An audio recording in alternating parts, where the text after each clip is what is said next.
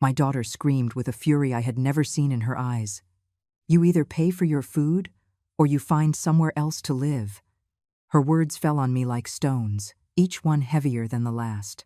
There I was, standing in the kitchen of my own house, the house I built brick by brick with my late husband, being thrown out by my own flesh and blood. What Patricia didn't know, what she never imagined, as she pointed her finger at me like I was a stranger, is that for the last 3 years, it was I who had been religiously depositing $900 into her bank account every single month. I, the mother who she claimed contributed nothing, was the one keeping a roof over our heads. "Mom, you're not a child anymore," Patricia continued with that voice she had learned to use since Greg came into our lives. "You have to understand that everyone here works, everyone contributes. If you want to stay, you pay your share like any other tenant." A tenant. In my own house. The words stabbed into my chest like rusty pins. But I didn't cry, not there, not in front of her, and certainly not in front of him. He was sitting on my couch, smirking with that look of satisfaction I had grown to hate. Greg nodded from his spot as if he owned the place, as if he had spent years building what I had raised over decades. "Cecilia, it's only fair," he said in that syrupy voice he used when he wanted to sound reasonable. "Patricia's right. We all pull our weight here. Him who had been living in my house for 6 months without paying a single cent, without even looking for a job, but oh so willing to give his opinion on how we should manage our finances. Brooke, my 16-year-old granddaughter, was sitting on the stairs, watching the whole scene with those big eyes she had inherited from her grandfather. She didn't say a word, but I could see how she clenched her fists against her knees. She knew, maybe not the details, but she knew something was terribly wrong with this picture. "You have until the end of the month to decide," Patricia added, crossing her arms. "Either you pay $500 a month for your room and board, or you find another place. We can't keep supporting someone who doesn't contribute." Contribute. The word echoed in my ears like a broken bell. If only she knew that every dollar she had spent in that house for the last 3 years, every electric bill, every grocery run, every dollar she thought magically appeared in her account, came from my pension, from my savings, from the sale of the heirloom jewelry I inherited from my mother. I didn't say anything, just nodded my head. I picked up my cup of tea, which had gone cold on the kitchen table, and slowly climbed the stairs to my room. Each step creaked under my feet, as if the house itself were protesting what had just happened within its walls. Behind me, I heard Greg's laugh and Patricia's words. It's about time she learned how things work in the real world. I closed my bedroom door and sat on the bed I had shared with my husband for 30 years. The white curtains I had sewn myself filtered the afternoon light, casting golden shadows on the family photos that decorated my dresser. There we all were, Patricia as a little girl, her graduation, her wedding, the birth of Brooke. An entire life of memories built on love, now reduced to a business transaction. I opened my nightstand drawer and took out the small notebook where I wrote down all my expenses. Page after page of meticulous records. Deposit: Patricia, $900. Groceries, $1,200. Electric, $340. Gas, $180. 3 years of numbers that told the story Patricia never bothered to read. 3 years of being the invisible provider in a house where I was now treated like a burden. That night, as the house grew quiet, and I could hear Greg and Patricia laughing from the living room, I made a decision that would change everything forever. 3 months earlier, everything had seemed normal. It was a Sunday in March, and the smell of the pot roast I had been cooking since morning filled every corner of the house. The dining room table was set with the embroidered tablecloth that had been my mother-in-law's, the good china I saved for special occasions, and the linen napkins I religiously ironed every week. Patricia had arrived early with Brooke, and for the first time in a long while, my daughter seemed relaxed, almost happy. "Smells delicious, Mom," she said as she sat in the chair that had always been hers, the one facing the window where the afternoon light streamed in. She was wearing that blue dress that looked so good on her, the one I had given her for her birthday, and she had her hair pulled back in that elegant way that made her look younger. Brooke ran into the kitchen to help me with the salad, as she always did, telling me about her classes, her friends, the books she was reading.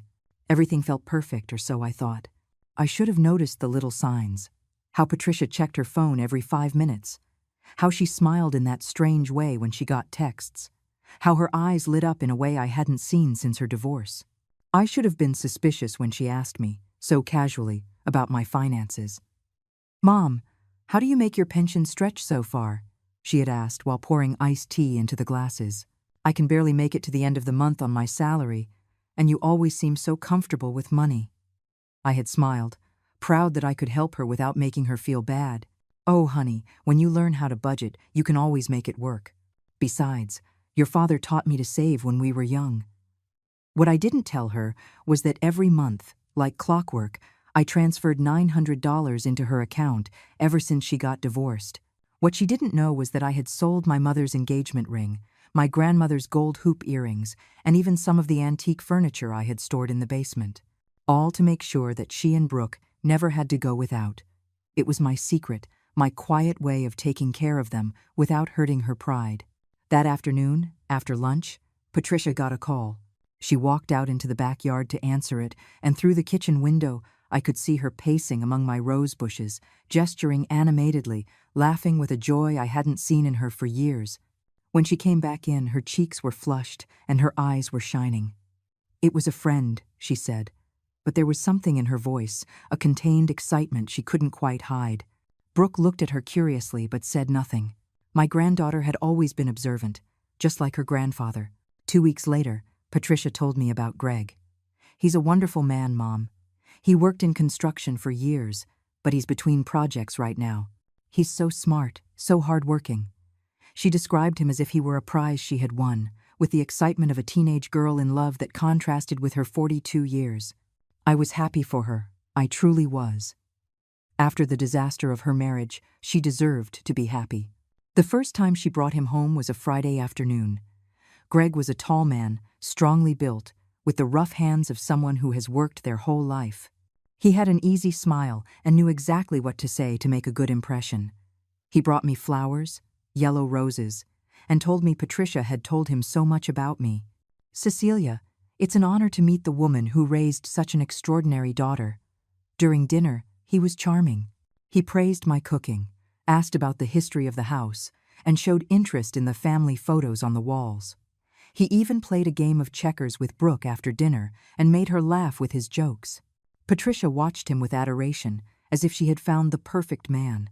But I should have paid more attention to the small details, to how his eyes scanned the house, evaluating, measuring, to how he asked very specific questions about whether the house was paid off, about my finances, about whether I had other relatives, to how his smile would vanish when he thought no one was looking.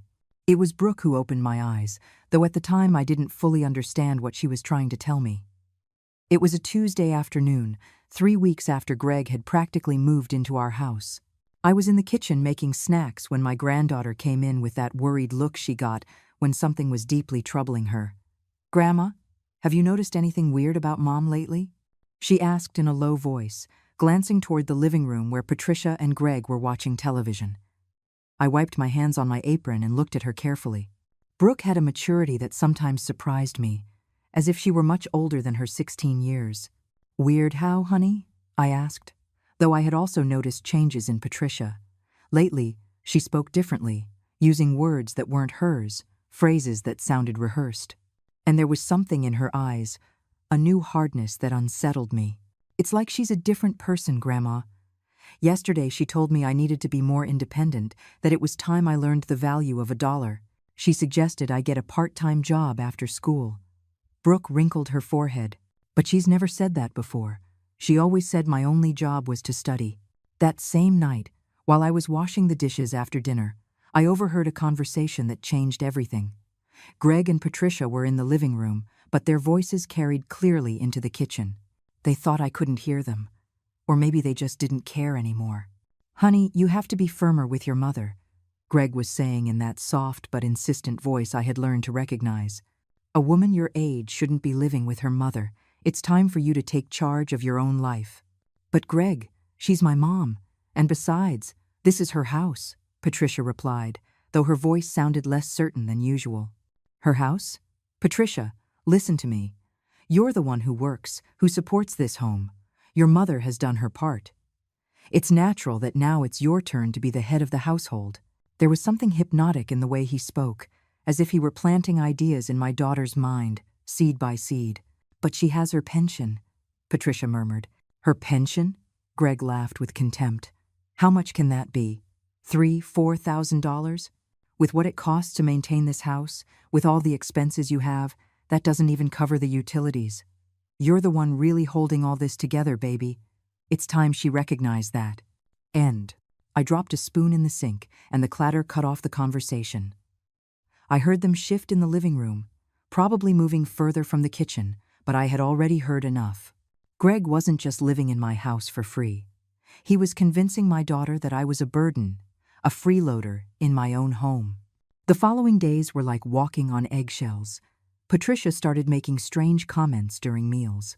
"Mom, don't you think it's time you considered moving somewhere smaller? This house is too big for one person." Or, "I was thinking, Mom, maybe you could contribute more to the household expenses. After all, we all live here." Greg, for his part, had become the self-appointed family financial expert. "Cecilia, Patricia was telling me you're very good with your money. Have you ever thought about investing? I know some very good opportunities." His eyes would gleam when he talked about money, as if he were already calculating how much he could get out of me. But the last straw was when I found Greg snooping in my bedroom. It was a Saturday morning. Patricia had gone to the supermarket, and Brooke was at a friend's house. I went upstairs to get my purse and found him standing in front of my dresser with one of the drawers open, looking through my personal documents. "Greg, what are you doing in my room?" I yelled, more surprised than angry. He turned around with that smile I had learned to distrust. "Oh, Cecilia, I'm so sorry. Patricia asked me to look for some pills she needed urgently. She said you might have them in here." He was lying through his teeth, and we both knew it. "My medications are in the bathroom, Greg, not in my personal drawers." "You're right. How silly of me. I'll get out of your way." He left my room, but not before our eyes met.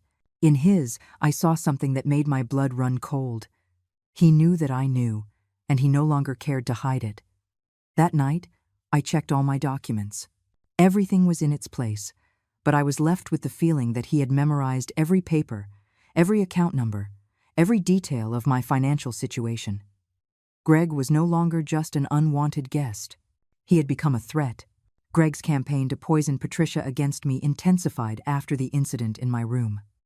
It was as if he had decided there was no point in pretending anymore, that it was time to accelerate his plans.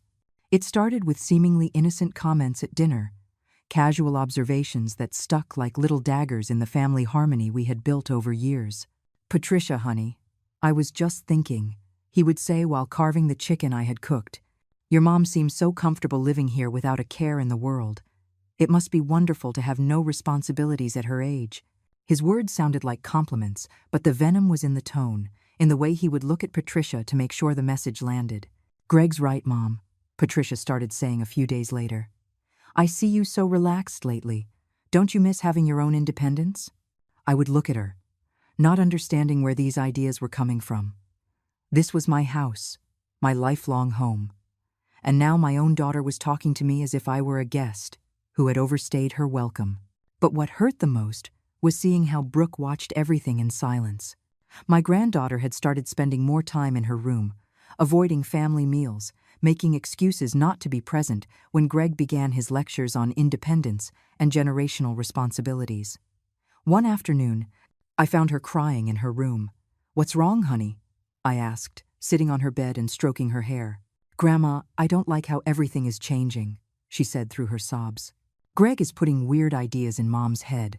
Yesterday, I heard him telling her that you should be in a retirement home, that it would be for the best." Brooke's words hit me like ice water. "A retirement home?" I whispered, more to myself than to her. "Yes, Grandma.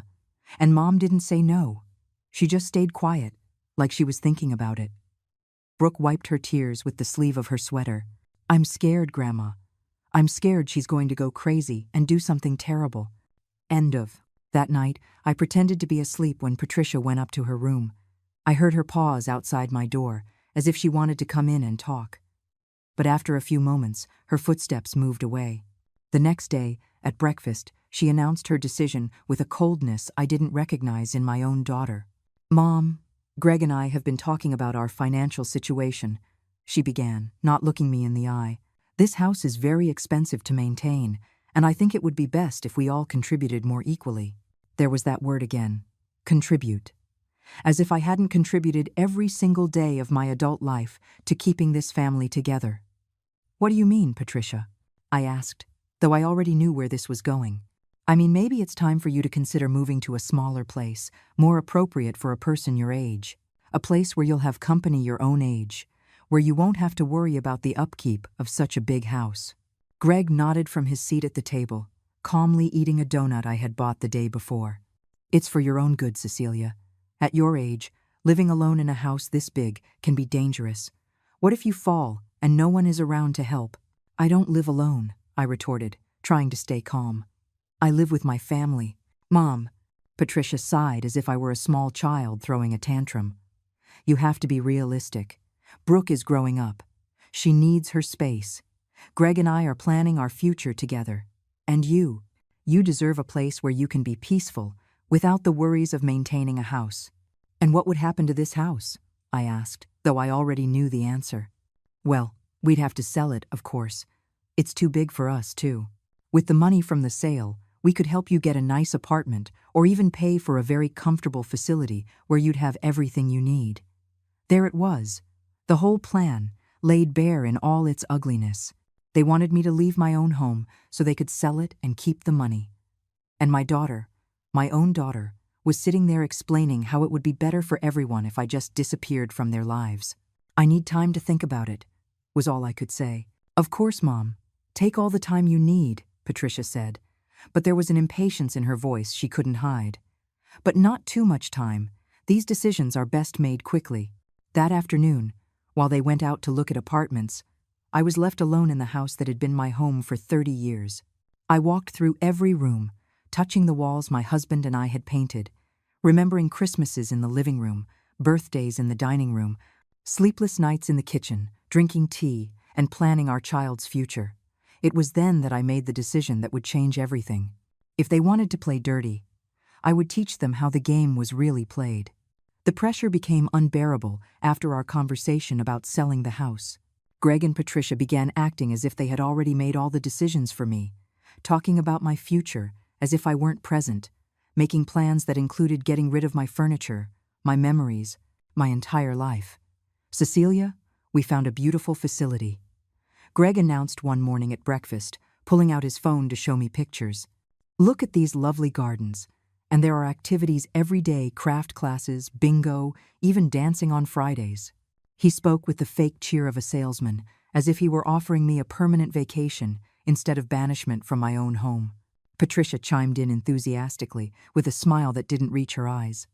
"It's perfect for you, Mom. You'll have friends your own age. You won't have to worry about cooking or cleaning. It'll be like staying in a hotel all the time." Her words sounded rehearsed, as if she had been practicing the speech in front of a mirror. "And how much does this wonderful place cost?" I asked, though I already suspected the answer. "Well, it's not cheap," Greg admitted, "but with the sale of the house, we'd have more than enough to cover the expenses for many years. And if there's anything left over, Patricia and I will be here to help." Of course they'd be there to help, after they had spent the money from the sale of my house. But what hurt the most was Brooke's reaction when she found out about the plan. My granddaughter came running to my room that same afternoon, her eyes red from crying. "Grandma, Mom told me you're going to live in a retirement home," she sobbed, hugging me desperately. "Is it true? Are you going to leave me?" "Oh, my love," I said, feeling my own heart break. "I don't want to leave. This is my house. This is my home." "Then don't go," she pleaded. "Tell Mom you don't want to leave. She has to listen to you." "It's not that easy, Brooke. Your mom has already made up her mind." "But it's your house. You lived here before Greg, before me." My granddaughter was right, but reason didn't seem to matter in this house anymore. The following days were a constant ordeal. Greg had taken complete control of the situation and no longer even pretended to be polite to me. He would sit in my favorite armchair, the one that had been my husband's, and talk on the phone about selling the house, as if it were already his. He invited a real estate agent over without consulting me, and they had the nerve to do a walkthrough while I was in the kitchen. The house is in excellent condition, I heard the agent say.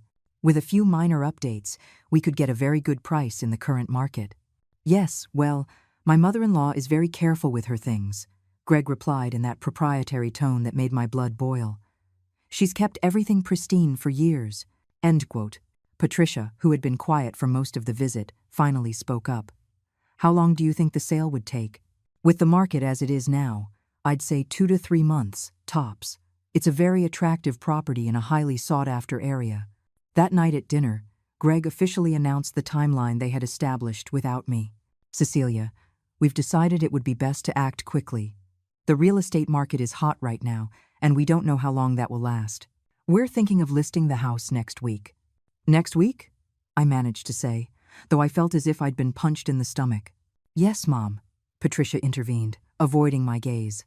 The faster, the better. That way you can move into the facility soon and start your new life. And what happens to me in the meantime? Where am I supposed to live for those 2 or 3 months?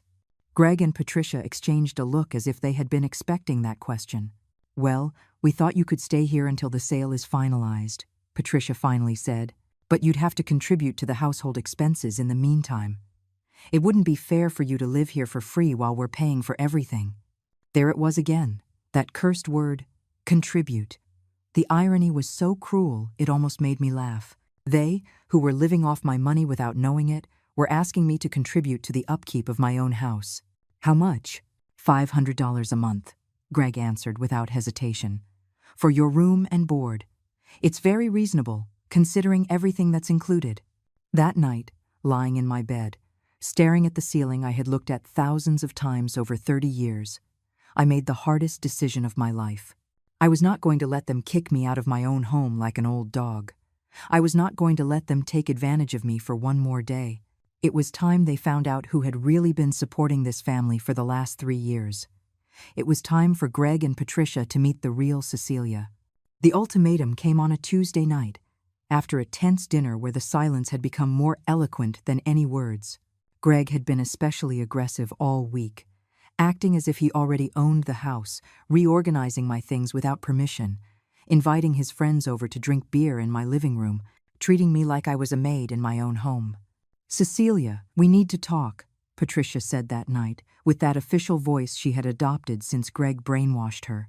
We were in the living room. He was in my late husband's armchair. She was standing by the window, and I was on the couch I'd bought when Patricia was just a little girl. We spoke with the real estate agent again, she continued, not looking me in the eye. He says if we list the house this week, we could have offers before the end of the month. The market is very active. Greg nodded, as if it were his decision too. It's an excellent opportunity, Cecilia. We can't let it pass us by. And about your situation? Patricia added, finally turning to look at me. We've decided it would be best for you to move into the facility immediately. We've already reserved a spot for you, a very nice one with a view of the garden. You already reserved a spot? I asked, feeling outrage rise in my throat. Without consulting me? Mom, it's for your own good, Patricia sighed. Besides, we need the space clear so we can show the house to potential buyers. We can't have your things taking up the master bedroom. The master bedroom? I repeated slowly. You mean my room? The one I shared with your father for 30 years? Well, technically it's the largest room in the house, Greg interjected with that condescending smirk I had come to detest.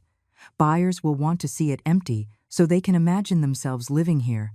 It was in that moment that something inside me broke.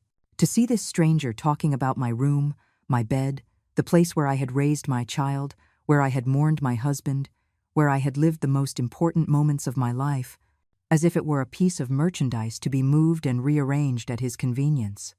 And what if I refuse? I asked, surprising them both with the firmness in my voice. Patricia and Greg exchanged one of those conspiratorial looks they had perfected over the past few months. Mom, don't be difficult, Patricia said impatiently. We've already made the decision. It's what's best for everyone but me. Stop being so selfish, Patricia exploded. And in that moment, I saw Greg smile slightly, satisfied to have gotten exactly the reaction he was looking for. It's always about you. Always about what you want. What about what I want? What about my happiness? What about my future with Greg? Your future with Greg?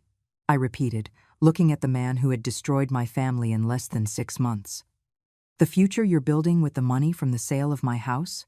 It's time for you to understand your place in this family, Patricia shouted, and the words echoed in the living room like a slap. You are not the head of the household anymore. That time is over. Now I'm the one who makes the decisions. Greg stood up from the armchair and put his hand on Patricia's shoulder, as if supporting her. Your daughter is right, Cecilia. It's natural for the generations to shift. Patricia is an adult, an independent woman who can make her own decisions about her life and her family's life. Her family? I looked Patricia directly in the eyes. Since when did I stop being part of your family? Mom, don't be so dramatic. Patricia ran her hands through her hair in frustration. You're still my mother. That will never change. But you can't live like you own everything anymore. Like we all have to run every decision by you. I do own this house, Patricia. That's not an opinion. It's a legal fact. For now, she yelled. And there it was, the naked truth, raw and unadorned. For now, you're the owner. But that's going to change. Are you threatening me? Greg stepped in before Patricia could answer. No one is threatening anyone, Cecilia. We're just being realistic about the situation. You're getting older. You need care that we can't provide for you here.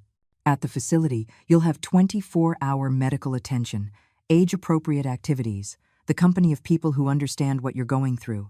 What I'm going through, I asked. What exactly is it that I'm going through? You can't take care of yourself anymore. Patricia exploded again.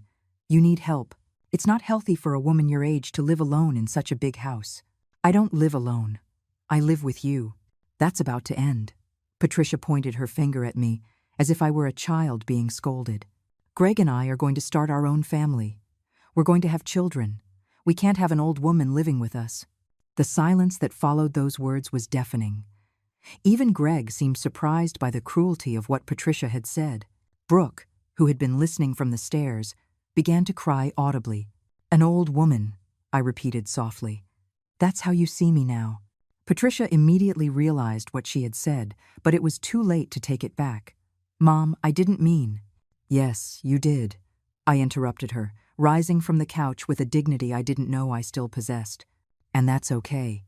Now I know exactly what you think of me. I walked toward the stairs, where Brooke was waiting for me with open arms. Grandma, she sobbed, don't listen to them. I want you here. I know, my love, I said, hugging her tightly. I want you here too. That night, lying in my bed, looking at the photographs of my husband on the nightstand, I knew the time had come to act. It was time for Patricia and Greg to discover who had really been keeping this house afloat for the last 3 years. It was time to show them what happens when you bite the hand that feeds you.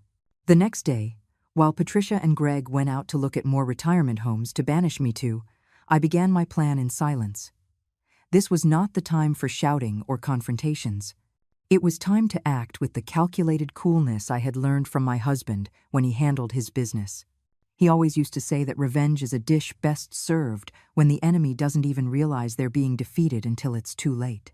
The first thing I did was go to the bank. I dressed in my best navy blue suit, the one I wore for important occasions.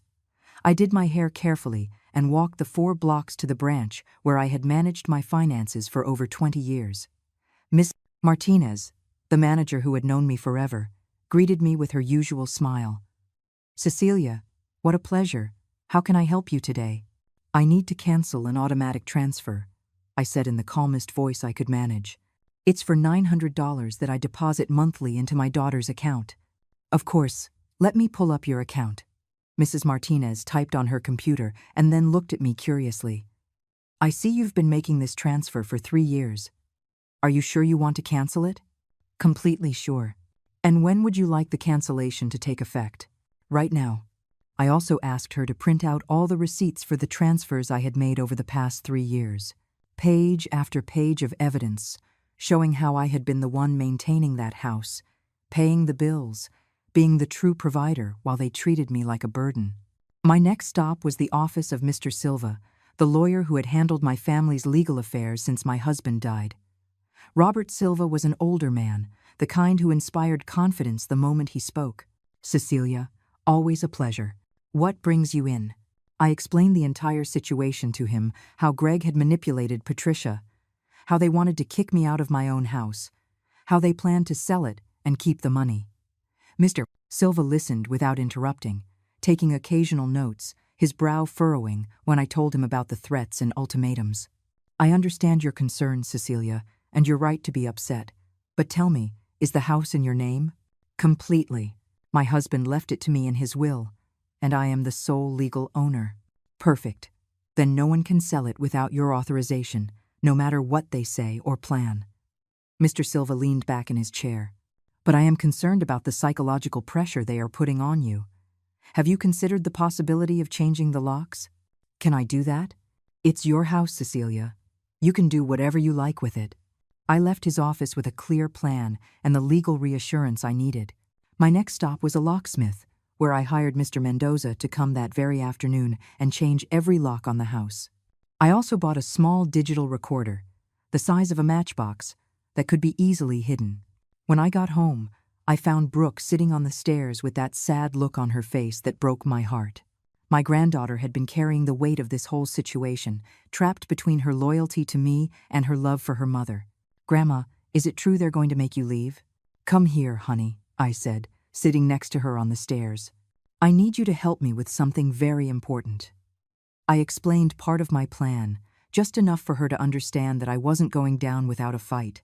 I showed her the recorder and asked her to hide it in the living room, in a place where it could pick up Patricia and Greg's conversations when they thought no one else was home. "Is that legal, Grandma?" "It's my house, Brooke. And if someone is planning to defraud me in my own home, I have the right to protect myself."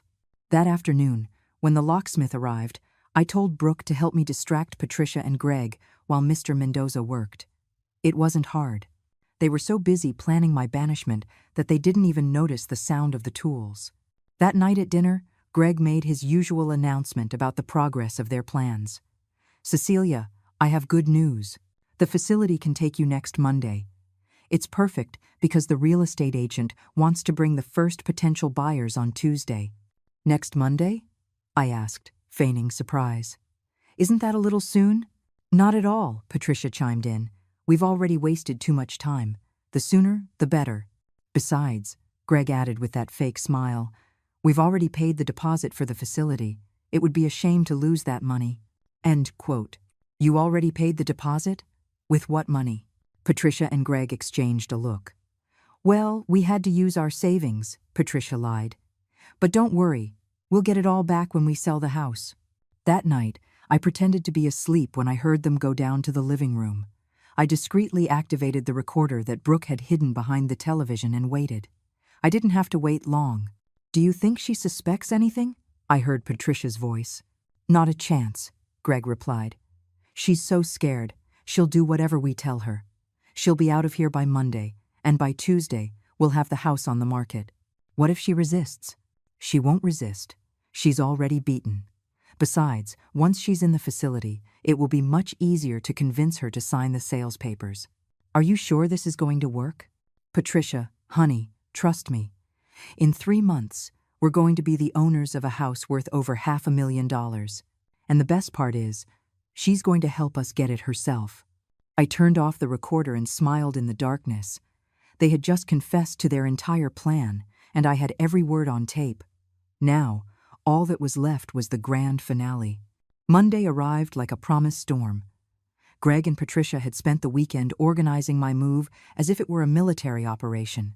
They had packed my personal things in boxes, called the facility to confirm my arrival, and even hired a van to transport my belongings. All without consulting me, as if I were a piece of furniture to be moved at will. "Mom, the van gets here at 10 o'clock, Patricia announced at breakfast, avoiding my gaze. "You're all packed, just a few things left in the bathroom." Greg sat at the table, reviewing some papers with an air of satisfaction. "Cecilia, we also brought the documents you need to sign to facilitate the sale of the house. They're just formalities, but the lawyer said it's better to have them ready now." "What kind of documents?" I asked, though I knew exactly what they were. "A power of attorney," Patricia explained, as if it were the most normal thing in the world. so we can handle the sale in your name without bothering you with all the errands. You'll be adjusting to your new life. You won't want to be worrying about paperwork. A power of attorney, I repeated slowly. To sell my house? It's temporary, Greg lied, just until the sale is complete. After that, we'll obviously transfer your share of the money to you, my share from the sale of my own house.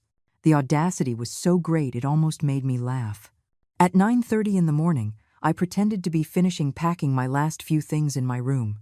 From the window, I could see the van parked on the street, the driver waiting patiently. I saw Greg smoking in the backyard while talking on the phone, probably with the real estate agent. Patricia was in the living room, obsessively checking a to-do list. It was time to execute my plan. I came down the stairs carrying a small suitcase, like an old woman resigned to her fate. Patricia was waiting for me at the entrance, the power of attorney documents in her hands and a nervous smile on her face. "Ready, Mom?" she asked. "Almost," I answered calmly. "I just need to ask Greg something." Greg came into the house when he heard his name, still with the phone to his ear. "What do you need, Cecilia?" "I wanted to ask you something about the money that appears in Patricia's account every month," I said, watching the color drain from his face. "Since you're so good with finances, don't you find it strange that she receives $900 a month without knowing where it comes from?" Patricia frowned. "What are you talking about, Mom?"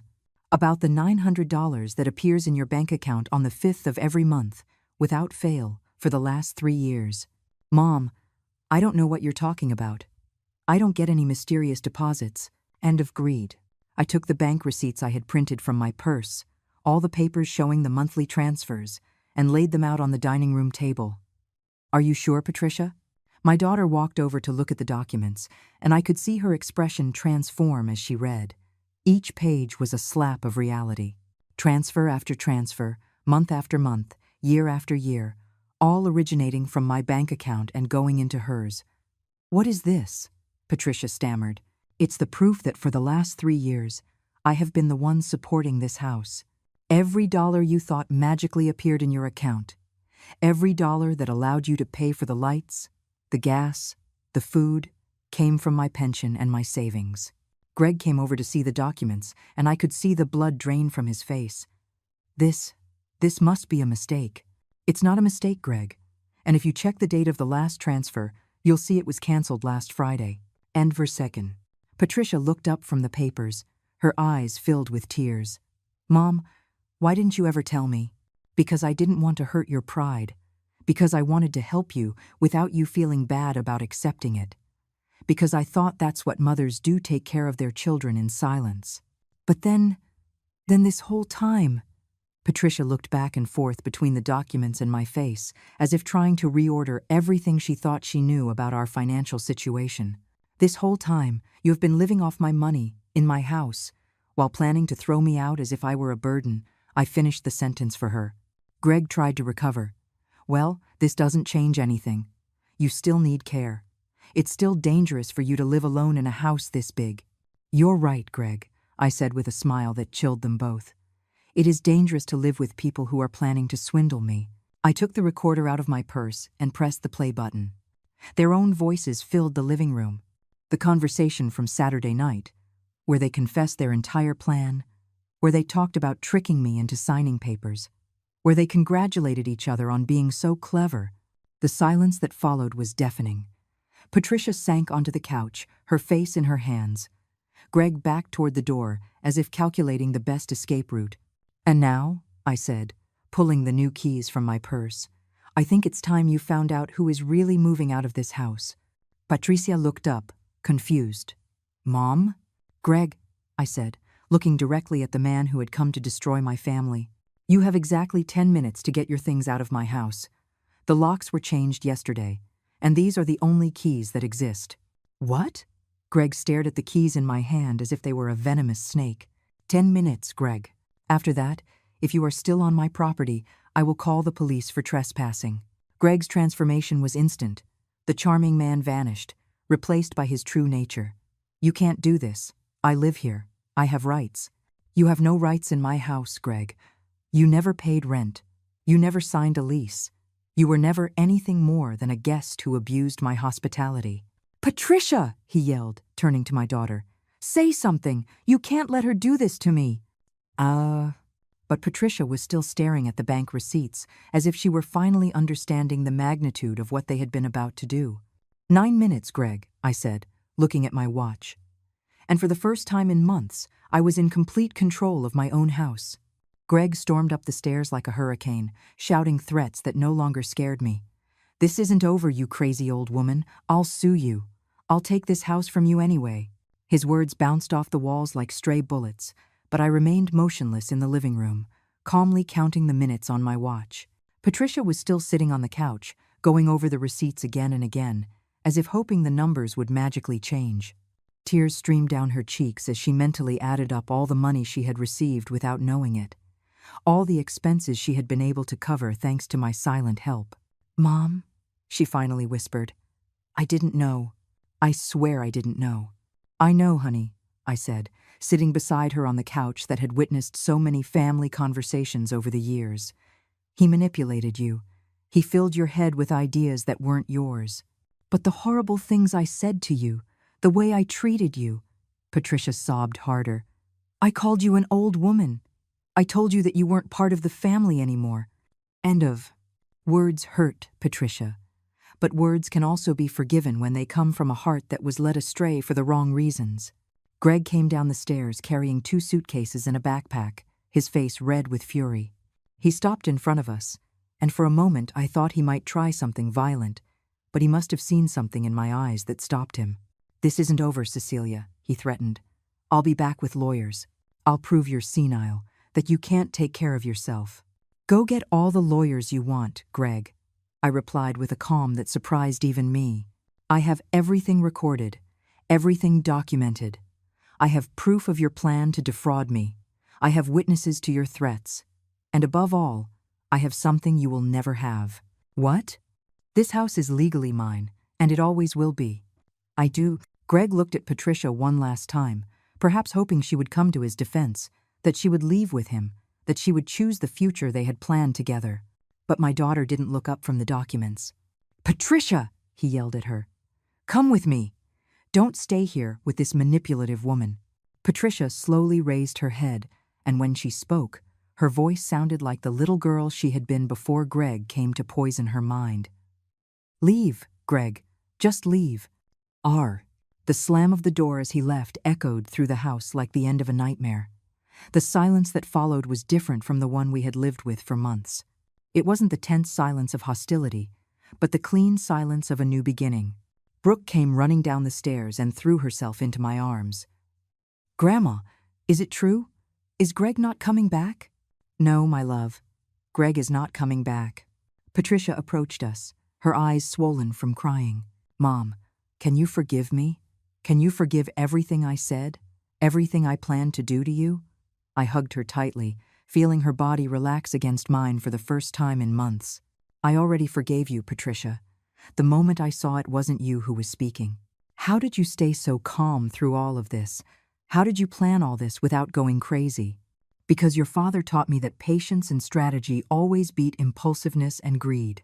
And because I knew that deep down, my daughter was still in there. She was just lost." That afternoon, while Patricia was on the phone with the bank to fully understand the financial situation and Brooke was making tea in the kitchen just like old times, I sat in my favorite armchair and looked around my living room. Everything was exactly as it should be. My photos in their places, my plants by the window, my books on the shelf my husband had built. Patricia came back from the phone with a look of awe and shame. "Mom, the bank confirmed everything. For 3 years I received exactly $32,400 from your account. Money I spent without even wondering where it came from. Money I gave you with love, Patricia. That money served its purpose. How can I ever repay you?" "You already have," I said, pointing to Brooke who was bringing in the tea tray. "I got my family back." 3 months later, Patricia found a better job, one that allowed her to support herself without needing my monthly transfers. Greg never came back, never made good on his threats. He simply vanished from our lives like the weed he was. Occasionally, Patricia would get a text from him, but she would delete it without reading. Brooke graduated with honors from high school and decided to study law. To protect other grandmas like you, she told me with a smile that lit up the whole house. And I, Cecilia, continued to live in my house, the house I had defended with the patience of someone who knows that justice arrives when it is meant to. Every morning when I woke up and saw the sun streaming through my bedroom windows, I remembered the words I had said to myself on that terrible night when I planned my revenge. They will never take my home. And they never did. I planted mint in the backyard where Greg used to smoke, and every time the scent filled the house, it reminded me that some battles are won in silence, that dignity is reclaimed step by step, and that true love always finds its way back home. The house remained mine, as it had always been, as it always would be.